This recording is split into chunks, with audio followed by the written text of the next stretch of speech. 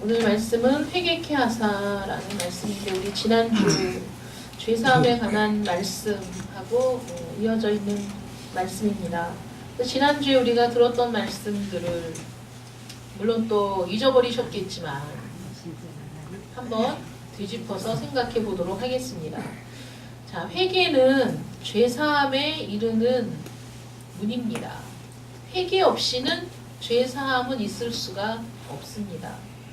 우리는 그냥 잘못했습니다 라는 한마디로 우리의 모든 죄가 다 해결이 될 거라고 생각하는데 절대 그렇지 않다고 한번 말씀을 드렸습니다. 회개도 쉬운 일이 아니지만 용서도 쉬운 일이 아니라는 것.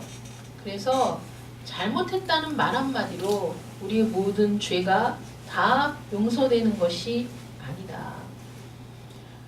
그런데 성경은 회개 없이는 죄사함에 이를 수 없다. 그러니까 회개가 없이는 죄를 사함받을 수 없다라고 성경은 말하고 있는데, 그러면 우리의 죄를 용서받기 위해서 회개를 어떻게 해야 되느냐?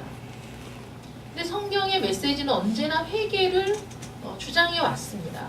구약의 선지자들도 하나님께로 돌이키라는 그런 선포를 했었고, 또 신약에 이르러서 세례 요한도 회개하라 천국이 가까이 왔느니라 이렇게 선포했습니다. 그 뒤를 이어서 우리 주 예수 그리스도께서도 회개하라 하나님의 나라가 가까이 왔다 이렇게 말씀하시고, 또 사도들도 회개의 그 세례를 강조했었죠. 회개의 세례 없이는 죄사함은 결코 있을 수 없다. 그러면 우리의 죄를 용서받기 위해서는 반드시 회개가 필요하다라고 우리가 생각할 수 있겠습니다. 이 죄사함이라는 것은 우리를 모든 죄에서 우리가 지은 모든 죄에서 우리를 용서할 뿐만 아니라 우리를 죄에서 완전히 해방시켜 주는 것이고, 우리를 하나님의 새로운 백성으로, 하나님의 새로운 나라, 의와 거룩의 나라를 세우기 위해서 우리 주님께서 이 세상에 오셔서 하신 일, 그게 바로 우리를 구원하시는 일이고, 그 구원이 죄사함을 통해서 이루어지는 일이거든요. 근데 그 구원이라는 것은, 죄사함이라는 것은 하나님과 화목하게 되는 유일한 길인데, 하나님과 화목해 되는 것이 우리에게 그 무엇보다 가장 중요한 일이다 이렇게 말씀을 드렸었습니다. 하나님과 화목해 되는 것, 이것은 법정에서의 의롭다고 인정을 받는 그런 것뿐만 아니라 하나님과 인격적인 관계를 맺는 더 놀라운 일인 것이죠. 그러니까 법정에서 우리 주님이 우리의 모든 죄를 담당하셨기 때문에 하나님이 예수님이 행하신 일을 믿으면 그래 너는 의로워 라고 인정해주는, 거기에 머무는 것이 아니라, 그러니까 죄사함 거기에 머무는 것이 아니라 죄에서의 완전한 해방을 우리에게 주시는 것처럼 너는 의로워 라는 것에서 머무는 것이 아니라 하나님과 인격적인 관계를 맺고 하나님은 우리의 아버지가 되시고 우리는 하나님의 자녀가 되는 놀라운 일이 시작이 된다는 거예요. 그 모든 일들이 어디에서부터 시작되느냐? 죄사함을 통해 주어지는 일인데, 그 죄사함은 회개 없이는 불가능하다. 이렇게 간단하게 설명하자면 그런 거죠. 회개하지 않으면 죄사함이 없고, 죄사함이 없이는 하나님과 화목해 되는 일은 불가능하다. 그래서 우리는 반드시 회개라는 관문을 통해서 죄사함에 이르고 하나님과 화목해야 된다. 그리고 회개가 무엇이냐? 회개가 무엇이냐? 첫 번째, 다시 생각해야 된다. 기억나세요? 지난주에 말씀드렸죠. repent, 다시 생각해야 돼. 뭘 다시 생각해야 되느냐? 지금까지 내가 살아왔던 모든 인생, 내가 옳다고 생각했던 모든 일들, 내가 지금 바르게 가고 있다고 생각했던 모든 그 나의 삶의 여정 속에 어느 순간 하나님의 말씀을 듣고 멈추어서 과연 내가 가는 길이 옳은 길이냐? 내가 지금까지 살아왔던 것이 옳은 방향이었느냐? 앞으로 나는 이렇게 살면 되겠는가? 이런 생각을 해야 된다는 거예요. 하나님께서 우리에게 잠깐 멈추어서 너의 삶을 돌아보라고 우리에게 생각하게 하실 때 우리는 우리 인생에 대해서 생각을 해야 돼요. 내 삶에 대해서, 죽음에 대해서, 죽음 너머에 대해서, 눈에 보이지 않는 영적인 세상이 있다는 것에 대해서 우리는 생각을 해야 되는 것이죠. 다시 생각하고 그 다음에 이 회개에는 사고의 변화라는 메타노이아라는 헬라어의 의미도 있다고 했습니다. 하나님에 대한 생각이 바뀌고 자기 자신에 대한 생각이 바뀌고 삶과 죽음에 대한 생각이 바뀌는 거예요. 다시 생각해서. 그래서 성경의 증거를 살펴본 후에 우리의 사고를 완전히 바꾼다는 건 성경을 토대로 우리의 사고가 바뀌는 걸 의미하는 것이죠. 이게 회개예요, 여러분.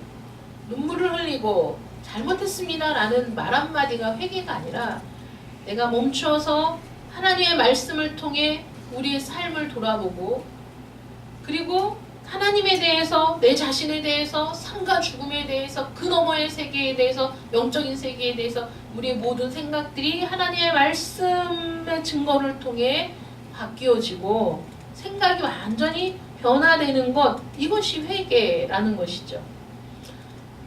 이렇게 하나님의 말씀이 선포될 때 우리가 멈추어 서고 생각하게 되고 마음이 불편해지고 이런 모든 것들은 사실 하나님의 심판이 선포될 때 많은 사람들이 다시 생각하게 되는 계기를 갖게 돼요. 하나님의 심판을 선포했죠. 사도들도. 구약의 선지자들도. 너희가 돌이키지 않으면 하나님의 징벌이 임할 것이다. 너희가 돌이키지 않으면 하나님의 심판에 이르게 될 것이다. 너희가 돌이키지 않으면 하나님께 순종하지 않으면 하나님의 말씀하신 대로 저주가 임할 것이다. 이런 하나님의 심판이 선포될 때 사람들이 마음의 두려움을 느끼고 하나님에 대해서 다시 생각하는 계기가 된 겁니다. 지금 이 세상은 사실 심판을 향해서 달려가고 있는 거죠. 이 세상의 끝은 하나님의 심판대라는 것을 여러분들이 기억하셔야 돼요. 우리가 어떤 모양, 어떤 모습으로 살든지 저 사람은 잘 사는 것 같고 나는 못 사는 것 같고 여러 가지 생각들이 뒤죽박죽이고 다 제멋대로 살지만 어쨌든 인생의 끝은, 이 세상의 끝은 하나님의 심판대 앞이라는 것을 기억하셔야 돼요. 그때 우리는 우리 인생을 다시 생각해 보는 겁니다. 하나님의 심판대 앞에 우리가 선다는 것, 그것이 뭐 어떤 의미인지를 알게 되면 우리가 지금처럼 살 수는 없는 것이죠. 이때까지 살아온 것처럼 살 수는 없는 거예요. 삶은 영원 무궁한 영광과 천국을 예비하는 삶이 돼야 돼요. 여러분, 주일을 하나님 앞에 온전히 드리기 위해서는 토요일이 주일을 준비하는 날이어야 돼요. 그러면 주일은 우리에게 훨씬 의미 있고 값진 시간이 돼요. 준비하는 자들. 아무 준비 없이 허겁지겁 교회에 달려오는 사람들은 하나님의 은혜를 깊이 깨닫지 못할 가능성이 큽니다. 여러분들이 큐티를 해보시면 알겠지만 큐티를 내가 정말 최선을 다해서 제대로 기도하고 말씀을 읽고 말씀을 생각하고 이렇게 큐티를 했어요. 그리고 저녁에 기도에 나왔을 때 목사님이 그 본문을 가지고 그 설교를 할 때 그 의미는 남다를 수밖에 없어요. 그런데 아예 큐티를 안 한 사람은 또 다른 거죠. 큐티를 한 사람과 안 한 사람은 다를 수밖에 없는 겁니다. 준비를 한 사람과 준비를 하지 않은 사람은 다를 수밖에 없어요. 준비를 한 사람이 주일을 더욱 의미 있게 복되게 보낼 수 있는 것처럼 내 삶을 저 영원한 천국을 예비하는 삶을 살 때 그 의미는 각별할 수밖에 없는 것이죠. 심판이 우리에게 두려움의 대상이 되지 않는 겁니다. 천국을 준비하는 사람은.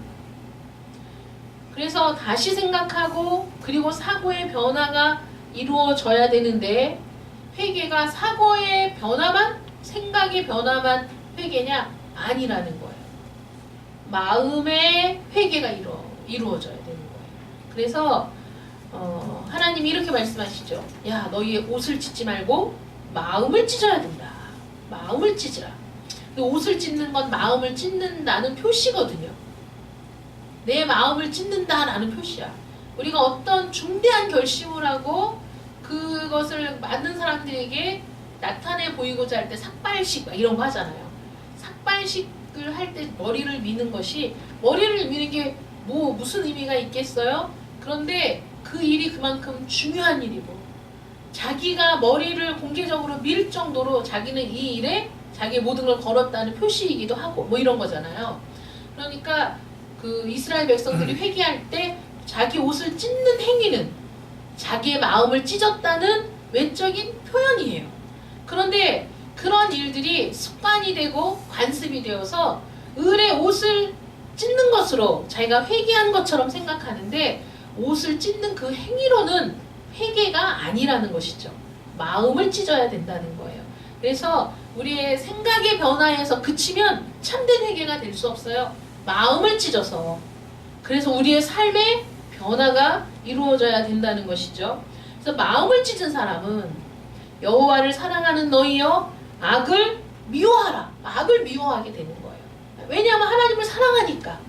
내가 멈추어 서서 다시 생각하고 하나님에 대한 생각이 바뀌어서 내 사고가 변화되어서 내 마음을 찢고 하나님께로 돌아온 사람은 하나님을 사랑할 수밖에 없고, 하나님이 나의 전부가 되고, 하나님 없이는 살 수 없는 사람이 되어 하나님의 생각으로 가득하니까 이 세상의 악을 미워하게 되는 거예요. 자연스럽게 그런 변화가 이루어진다는 것이죠.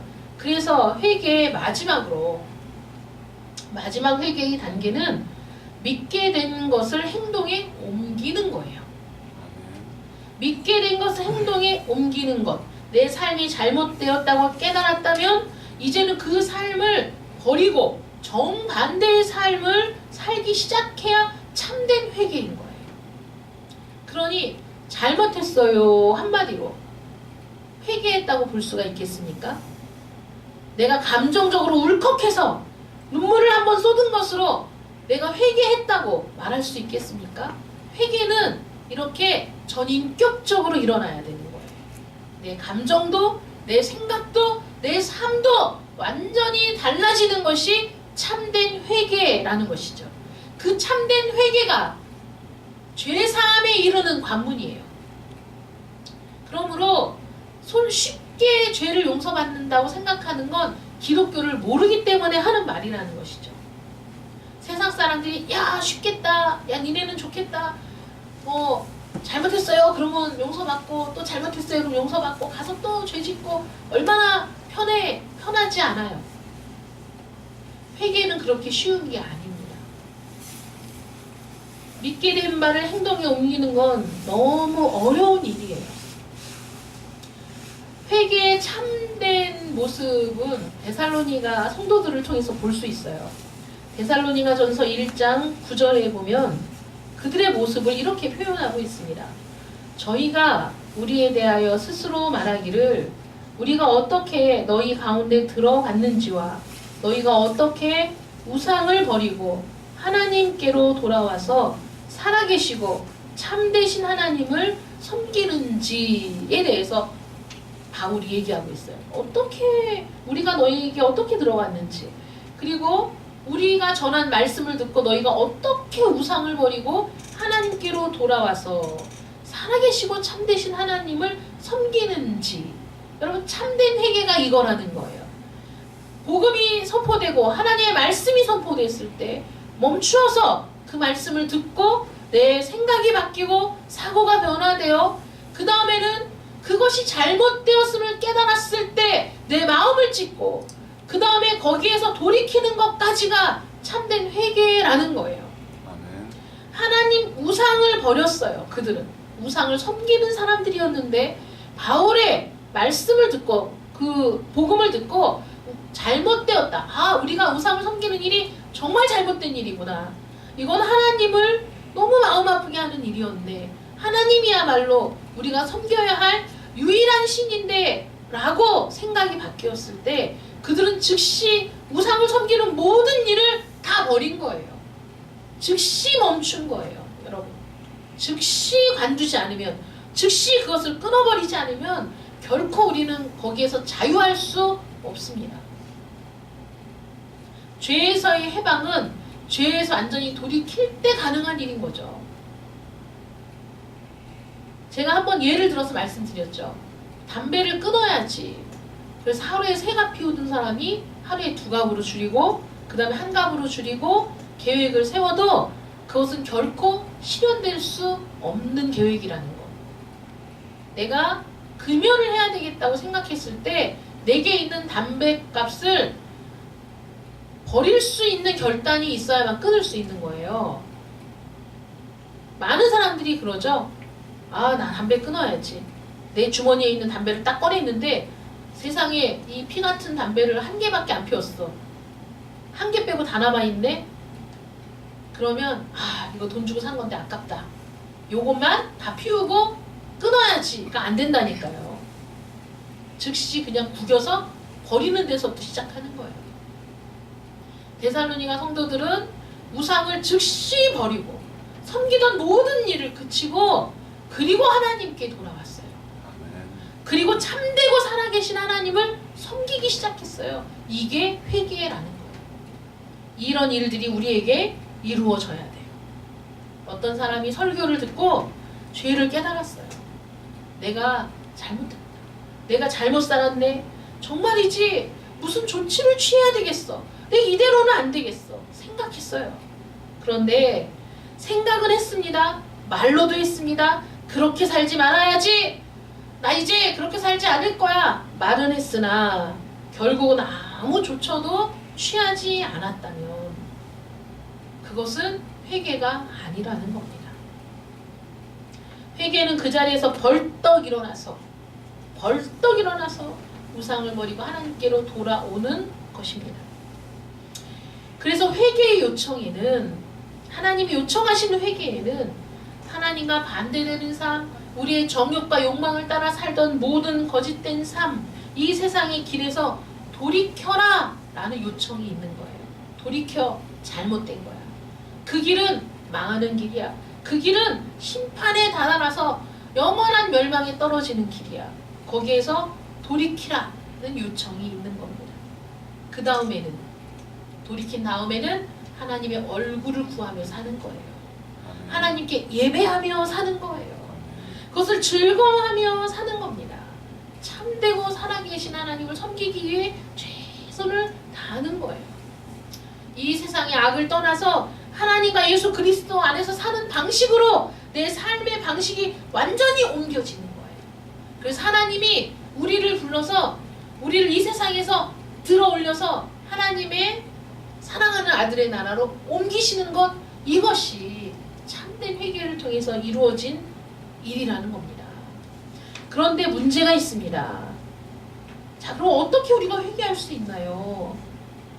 어떻게 우리가 회개할 수 있을까요? 자, 첫 번째로 회개는 명령이에요. 왜냐하면 구약의 선지자들도 돌이켜라! 돌이키라는 거 회개하라는 거잖아요. 회개해라. 회개하지 않으면 하나님의 진노가 임할 것이다. 선포했어요.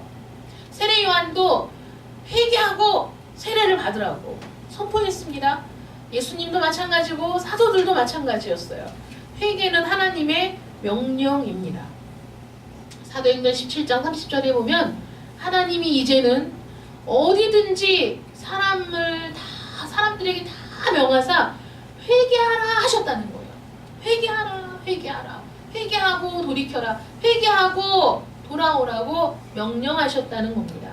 그런데 문제는 회개가 명령이지만 사람들은 회개를 못한다는 게 문제예요. 사람의 죄악이 그만큼 깊은 거예요. 그만큼 심각한 겁니다. 사람들은 이런 명령을 받고도 회개할 수 못해요. 회개할 수 없어요. 그만큼 악한 것이죠. 우리의 이런 상태를 성경은 뭐라고 얘기하고 있냐면 로마서 8장 7절부터 8절 말씀에 육신의 생각은, 우리 사람의 생각은 하나님과 원수가 되나니 이는 하나님의 법에 굴복치 아니할 뿐 아니라 할 수도 없음이라. 우리가 그런 상태라는 거죠. 육신의 생각은 하나님과 원수가 됩니다. 그래서 하나님의 법에 굴복치 아니할 뿐만 아니라 하려고 해도 할 수가 없어요. 육신에 있는 자들은 하나님을 기쁘시게 할 수 없다라고 성경은 말하고 있습니다.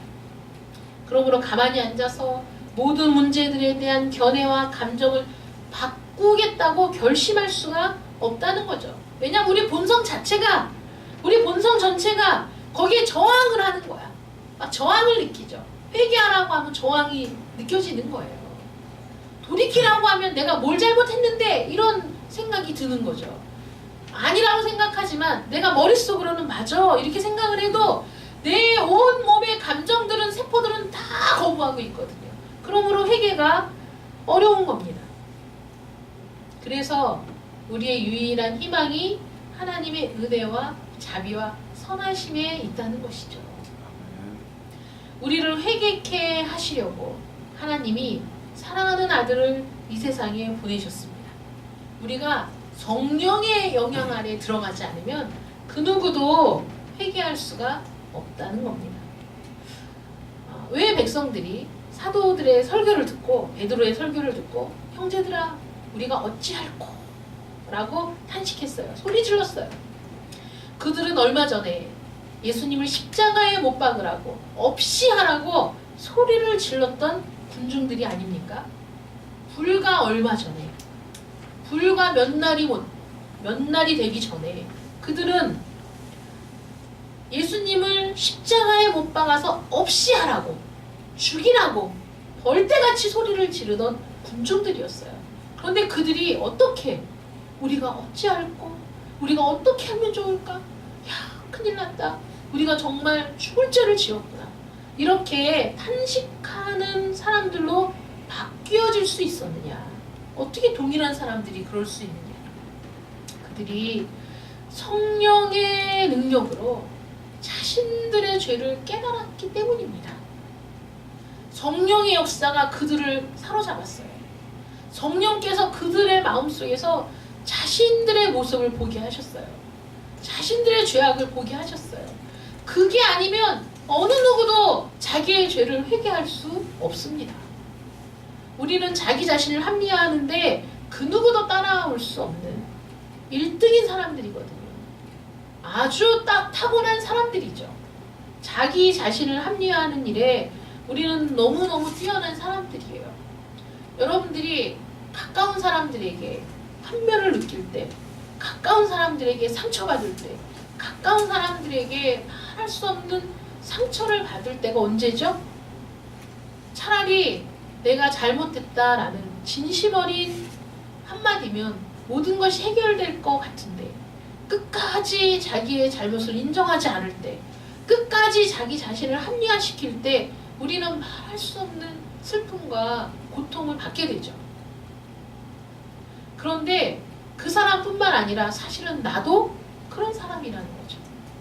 내 자신의 잘못을 인정하는 건 죽기보다 힘든 일이고, 내 잘못을 합리화시키는 일은 너무나 뛰어난 사람들이기 때문에 회개하라는 말은 모든 사람들의 마음을 긁어대는, 불편하게 하는 말이라는 거예요. 그들이 아니라 우리는 결코 우리 스스로 회개에 이를 수 없는 사람들이라는 게 우리의 문제였던 거죠. 너무나 큰 문제, 너무나 중요한 문제죠. 그래서 많이 알고 있다고 생각하는 사람이 훨씬 더 뛰어날 것이라는 것이 우리의 착각이라는 거예요. 그래서 하나님은 약한 자를 들어 강한 자를 부끄럽게 하시는 하나님이시죠. 자부심과 자기 만족에 빠져 있었던 한 바리새인이 있습니다. 천재라는 평가를 들을 만큼 뛰어난 사람이었죠. 스스로 하나님 앞에 의롭다는 확신에 찬 사람, 다소 사람 사울이었습니다.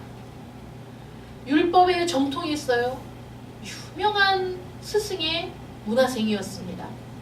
논쟁할 능력도 있었어요. 심지어는 헬라어로 로마에 있는 사람들, 아테네에 있는 사람들, 어떤 사람들과 논쟁에도 결코 빠지지 않는 굉장히 뛰어난 석학이었죠.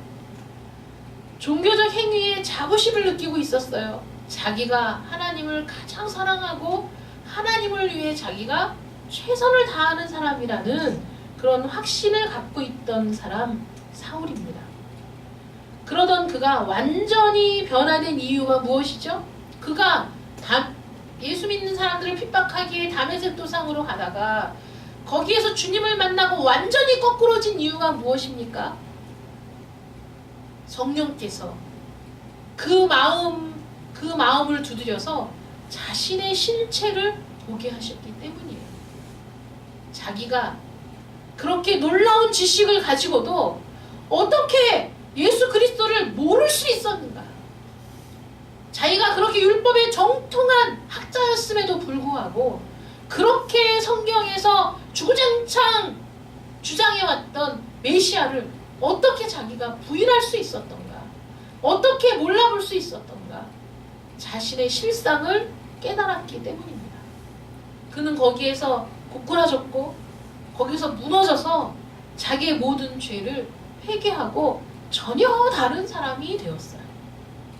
예수를 핍박하고 감옥에 가두고 심지어는 죽일 수 있는 권한을 가지고 그들을 잡으러 살기 든든하게 달려가던 사울이 이제는 완전히 변화되어 예수를 위해서라면 자기의 모든 지식을 배설물로 여기는 사람이 되었고 예수를 위해서라면 자신의 생명 따위는 돌아보지 않는 사람이 되었고 심지어는 감옥에 갇혀도 매를 맞아도 죽기 직전까지 가도 예수를 주라고 선포하는 일을 멈출 수 없었던 사람으로 변화되었습니다. 여러분들은 변화되었습니까? 여러분들은 과연 달라졌습니까? 2018년 한 해 동안 오직 예수교회 성도로 교회에 와서 말씀을 들으면서 여러분들은 그런 변화가 있었느냐 하는 겁니다. 여러분들의 생각이 바뀌었습니까? 여러분들의 사고가 변화되었습니까?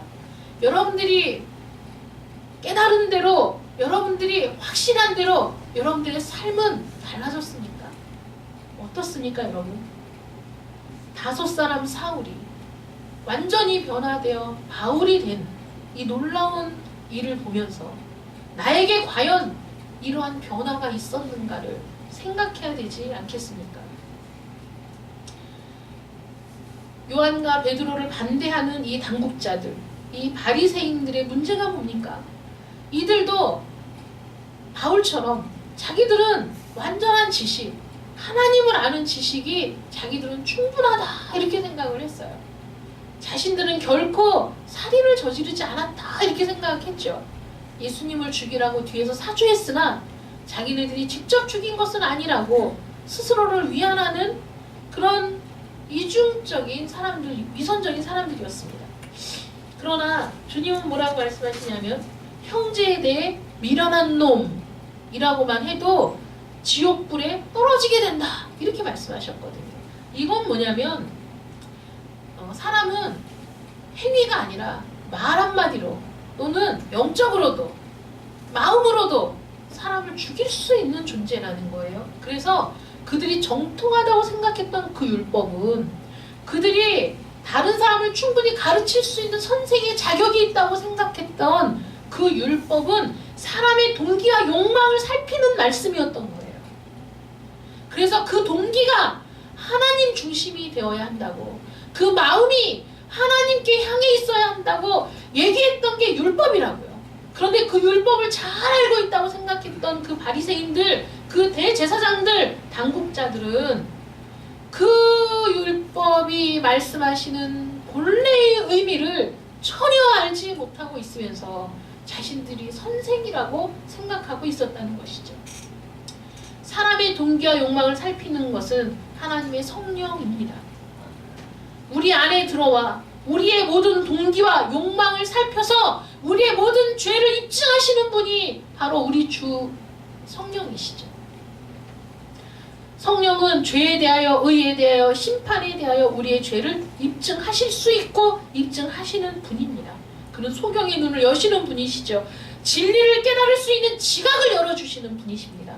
성령이 아니고서는 우리의 죄악을 깨달을 수 있는 사람이 아무도 없다는 거예요.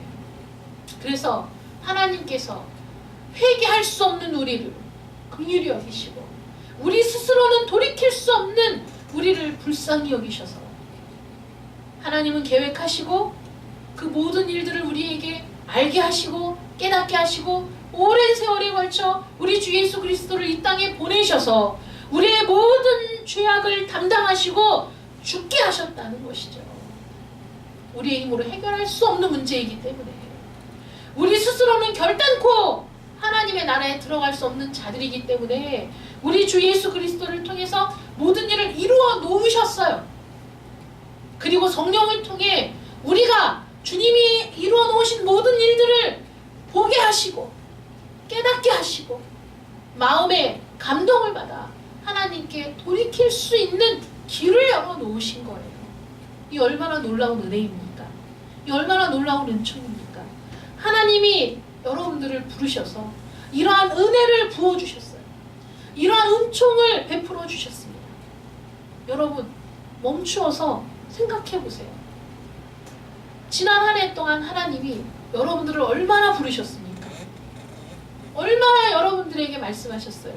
얼마나 여러분들의 마음을 두드리셨습니까? 멈추어서 생각해 보세요. 그리고 여러분들의 생각이 바뀌어야 돼요. 변화되어야 돼요. 그리고 여러분들의 마음을 찢어야 돼요. 그래서 우상을 버리고 하나님께 돌아와 참되고 살아계신 하나님을 섬기는 삶으로 바뀌어야 된다는 겁니다.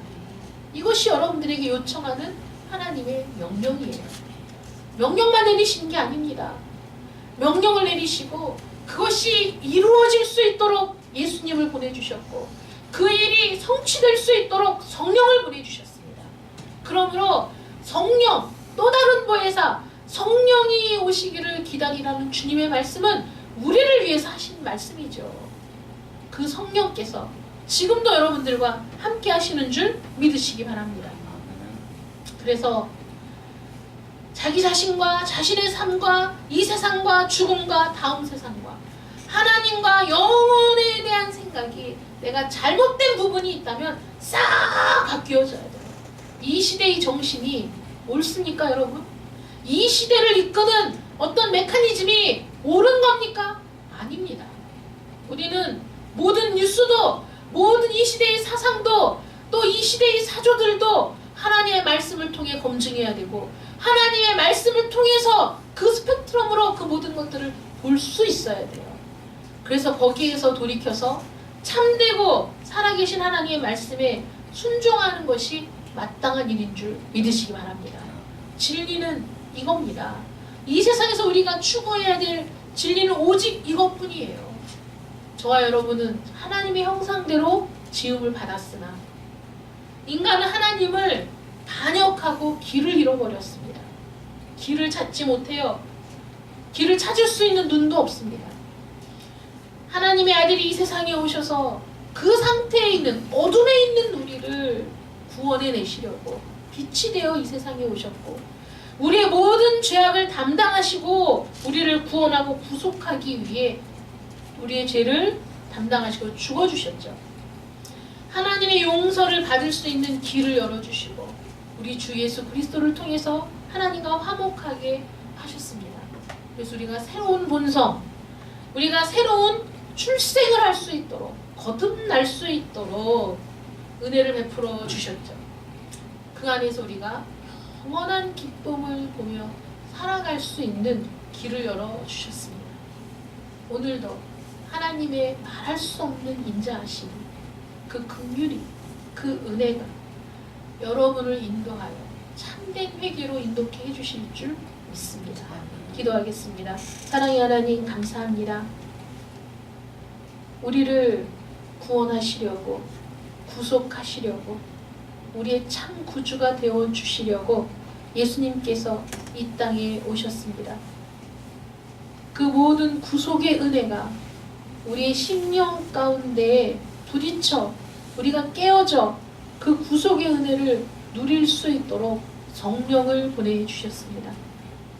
하나님의 이러한 은혜가 아니라면 어느 누구도 회개할 수 없고 돌이킬 수 없고 하나님의 자녀가 될 수도 없습니다.